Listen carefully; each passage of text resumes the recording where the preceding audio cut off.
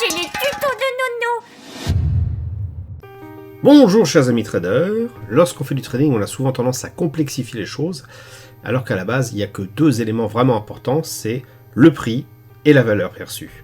Le prix, donc c'est le cours où l'action va se vendre, le chiffre qui apparaît sur les différents indicateurs de trading, et la valeur c'est ce que va penser l'ensemble des intervenants par rapport au titre affiché. Par exemple ici, sur le DAX, on estime que peut-être à ce niveau-là, le prix est sous-évalué, donc l'acheter à ce niveau de prix-là, c'est intéressant, puisque a priori, on va gagner de l'argent au moment où le prix va atteindre sa vraie valeur. Mais c'est quoi la vraie valeur?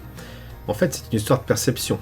Si on regarde par exemple le site Guru Focus, celui-ci est un site qui est vraiment intéressant pour les investisseurs, parce qu'il fournit tout simplement la valeur calculée des différents actifs d'une entreprise pour estimer un cours de bourse correspondant à la réalité tout simplement des actifs de l'entreprise. L'accès à ce site est payant, mais bon, là, comme c'est le cas ici, on a quelques exemples qui nous permettent un petit peu d'y voir plus clair. Moi-même, je l'ai utilisé pendant un an, il est assez fantastique ce site, mais vous allez voir qu'il a aussi ses limites. Alors, qu'est-ce qu'on voit comme information sur ce graphique? On a une courbe noire qui correspond à la valeur fondamentale calculée donc par les experts comptables, on va dire experts de business de Guru Focus, et qui intègre à la fois les actifs de l'entreprise, que ce soit les actifs physiques comme des bâtiments, des chaînes de production ou autres, mais également les actifs intellectuels comme la propriété intellectuelle, les actifs intangibles, propriété intellectuelle et autres éléments de ce type-là. On va déduire de ceci tout ce qui est passif, donc essentiellement des dettes ou ce type de choses. Et on arrive à calculer à un instant T la valeur fondamentale de l'entreprise, c'est-à-dire que le vrai prix qu'on devrait avoir normalement sur les marchés par rapport à la date donnée. Guru Focus va bien sûr un peu plus loin, puisqu'il est capable, en fonction des projections commerciales annoncées ou calculées ou estimées par les experts Guru Focus, de projeter l'évolution de cette valeur fondamentale, je ne dis pas du prix, de la valeur fondamentale, sur les années à venir. Sur ce graphique-là de 2023, on va voir après que ça correspond relativement bien à la réalité. On a atteint justement cette valeur en 2024 qui était prévue par Guru Focus. Alors comment utiliser ce graphique? En fait, on voit, et ça paraît tout à fait raisonnable, lorsque le prix est vraiment sous-évalué, il a tendance à revenir sur le prix, la valeur réelle, on va dire, et à l'inverse, lorsque le prix est surévalué, il a tendance à revenir, là encore, sur la valeur réelle, un peu comme un élastique qui attirerait vers lui, tout simplement, le prix à sa valeur fondamentale réelle. Ça signifie qu'on a tout intérêt à acheter lorsque le prix est sous-évalué, donc en dessous de la courbe noire, et à ne pas acheter lorsque le prix est au-dessus de la courbe noire, voire même à vendre, pourquoi pas à découvert. On évitera quand même la tendance haussière. Ce qui est intéressant aussi de voir, c'est que si on est proche du prix, on retrouve toujours les oscillations qui sont propres, je dirais, à l'évolution boursière, et que donc on a tout intérêt à prendre vraiment un point très très bas, très, très inférieur à l'évolution de la valeur fondamentale pour se garantir quelque chose qui soit assez consistant. Les gens comme Warren Buffett recommandent à minima 30%, je sais que Warren Buffett plutôt à chercher sur du moins 50% pour entrer en position, donc là en fait c'est la courbe du bas, la courbe verte la plus foncée. Parce qu'en fait c'est celle qui donne les meilleures opportunités, de meilleures probabilités de succès, avec donc un prix d'achat cassé par rapport à la valeur fondamentale, et puis pour une entreprise bien sûr qui est en momentum haussier, et bien de se dire voilà, on a quand même de fortes chances d'acheter une bonne affaire, et on pourra toujours la revendre lorsqu'on arrivera sur la valeur fondamentale, voire pourquoi pas un poil au-dessus. Donc voilà vraiment comment utiliser ce graphique-là. Mais ça va un peu plus loin, parce que Guru Focus est capable de calculer, faire une estimation, une projection sur ce que va être les affaires commerciales, genre les rentes à venir d'une entreprise, et estimer donc en fonction de tous ces éléments-là, la valeur fondamentale que pourrait avoir, je dis bien la valeur fondamentale, pas le prix, mais la valeur fondamentale que pourrait avoir le titre d'ici 1 an, 2 ans, voire pourquoi pas 3 ans. À partir de là, donc, on peut faire une estimation, et ici on a voyé un très beau point d'entrée sur Nvidia, et on va voir qu'effectivement les projections de 2024 dans le graphique d'après ont tout à fait été atteintes. Alors voici le graphique estimé donc là récemment, en novembre 2024. On voit effectivement que le prix a bien monté et a suivi un peu ce qui était prévu ici. Alors, vous inquiétez pas sur les chiffres, ils ont été divisés par 10 dans le cadre en fait d'une refonte des actions pour rendre l'action Nvidia plus disponible. Donc en gros, ce qu'il faut voir ici, c'est que il faut remplacer les 500, 400, 300, 200 et 100 par 50, 40, 30, 20 et 10.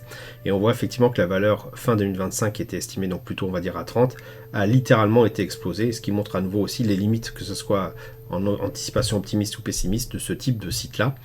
Mais voilà, si on respecte un petit peu la philosophie du site en question, eh bien, on avait une projection qui était assez haussière, elle était même carrément sous-estimée, et comme de fait, le prix est passé à début 2023 plutôt, en dessous de la valeur fondamentale, a finalement rejoint la valeur fondamentale, l'a dépassé et oscille un peu de part et d'autre. Là, on a tendance à se maintenir un peu en simplement surévaluation par rapport à la valeur fondamentale, et donc comme de fait, le prix est revenu coller à cette fameuse valeur fondamentale, ce qui expliquait pourquoi ici il fallait sans doute pas racheter du Nvidia, mais peut-être même alléger légèrement le prix. Donc ça, c'est vraiment la différence entre valeur perçue et je dirais prix. Par contre, on voit très bien qu'il y a des limites, notamment ici, donc c'était plutôt pas assez optimiste, mais il y a des cas de figure où vous allez par exemple avoir une action qui est complètement pourrie d'un point de vue valeur fondamentale. Alors j'ai pas la courbe Guru Focus, mais je vais vous faire voir la courbe réelle. Voilà, il s'agit donc de l'action GameStop, qui a permis de faire un film assez intéressant d'ailleurs sur le mécanisme de bourse, qui était évalué vraiment en action rikiki à moins de 1$, et qui finalement, quelques temps après, a explosé jusqu'à 120$, contre toute attente, faisant même donc mentir les experts plutôt en analyse fondamentale, tout simplement parce que l'action ne valait strictement rien d'un point de vue fondamental en termes d'actifs et de passifs. Pour autant, je dirais la folie spéculatrice des gens ont fait grimper le titre jusqu'à plus de 120$.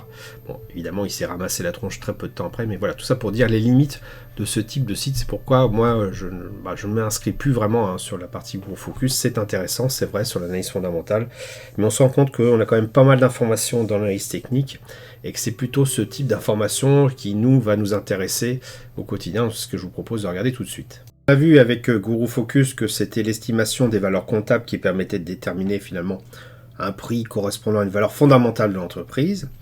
En pratique, qu'en est-il lorsque c'est pas forcément une entreprise, ça peut être par exemple un indice ou autre. Qu'en est-il aussi quand on n'a pas ces informations-là, comment on fait pour s'y retrouver?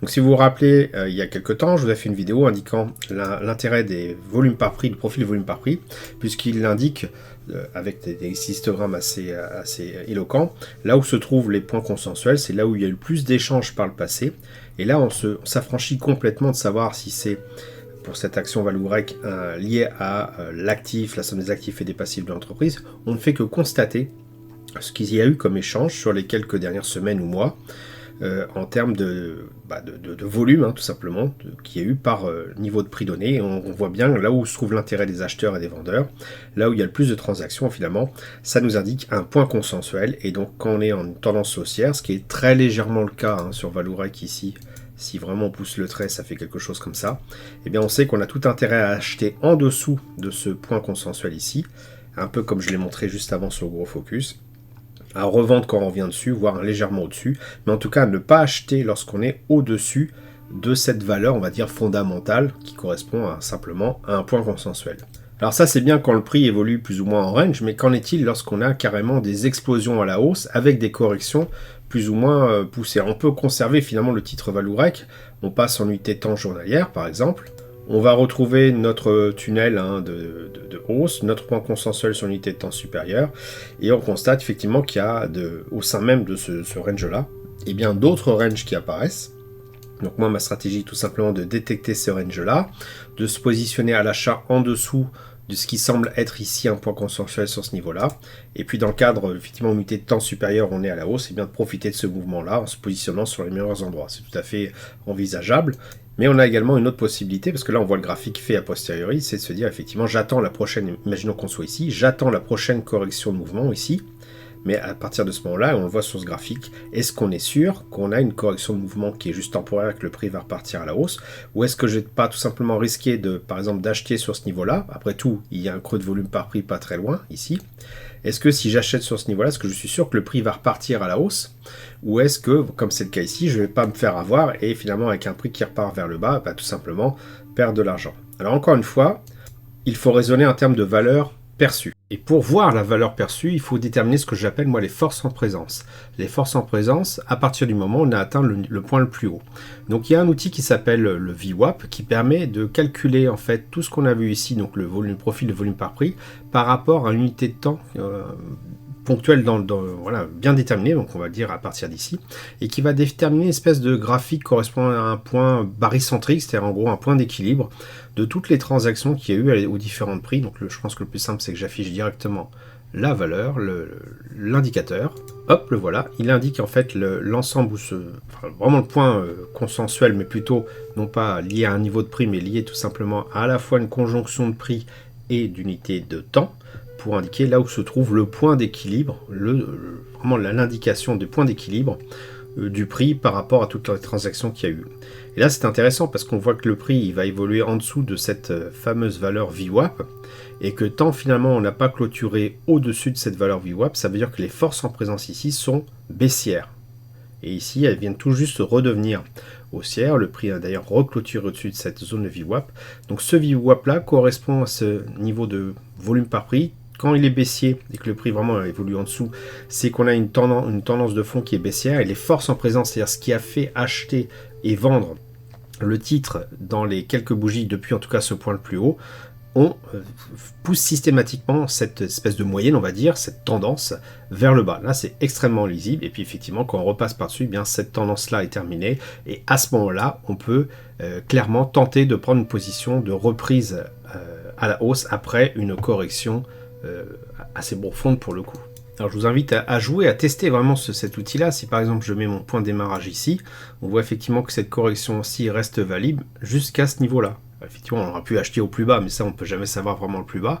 Mais on va dire qu'à partir de ce niveau-là, lorsque finalement le VWAP est en train de reprendre une courbe, plutôt une pente à la hausse, donc en gros pratiquement quand le prix repasse dessus, quelques bougies après, eh bien toutes les forces qui étaient en présence ici pour faire baisser le prix se sont annulées. Donc forcément, s'il n'y a plus de force en présence pour annuler le prix, on repart sur quelque chose de neuf, et dès que le prix repasse dessus, la tendance repart à la hausse. Et d'ailleurs, ce qui est assez amusant, vous pouvez vous amuser à faire le test, à chaque fois finalement qu'on trace quelque chose sur un sommet, un plus bas ou un plus haut, on va très souvent revoir le prix revenir sur ce niveau-là et rebondir dessus, ce qui est assez caractéristique finalement d'une courbe assez facile à exploiter, et qui nous donne des bons points d'entrée sur une tendance haussière comme celle-ci. Peut-être même un peu plus que le range que j'ai tendance à vous expliquer depuis un petit moment, donc acheter en dessous. Ici on voit vraiment qu'on colle vraiment au prix, au point le plus bas, c'est assez bluffant. Si vous voulez en savoir plus, et notamment comment utiliser le VWAP dans vos tradings, eh bien je vous invite à suivre la formation que j'ai mise en ligne expressément sur ce sujet, et qui est disponible pendant quelques jours sur la boutique Grand Direct Trading à un taux préférentiel avec le code qui apparaît dans la description de la vidéo. Voilà, j'espère que vous avez apprécié cette vidéo. Si c'est le cas, merci de laisser un pouce pour m'encourager à continuer. Abonnez-vous à la chaîne YouTube pour ne rater aucune nouvelle publication. Je vous dis merci et à bientôt sur le blog. Quand j'ai commencé le trading, ce n'était pas pour gagner des millions d'euros, me pavaner en voiture de luxe à Dubaï et vivre une vie de jet set. Bien au contraire.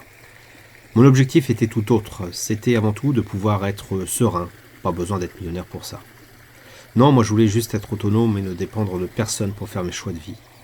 Ce que je voulais, c'était pouvoir aller en bord de mer, me balader dans la forêt, me réchauffer au coin du feu dans ma petite maison, sans avoir à craindre de ne pas pouvoir payer le prochain loyer. Un objectif simple, puissant, et réellement atteignable à la fois. Cet objectif, je suis en train de l'atteindre. J'ai ma petite maison pas très loin de la mer, elle est payée et ne me coûte pas très cher en entretien. Mon activité de trading me fournit une partie de ce dont j'ai besoin pour vivre. Pour le reste, j'ai encore une activité professionnelle, mais elle me sert plus à épargner qu'à vivre. Si vous souhaitez savoir comment je m'y prends pour gagner de l'argent avec le trading, je vous invite à vous inscrire sur le blog.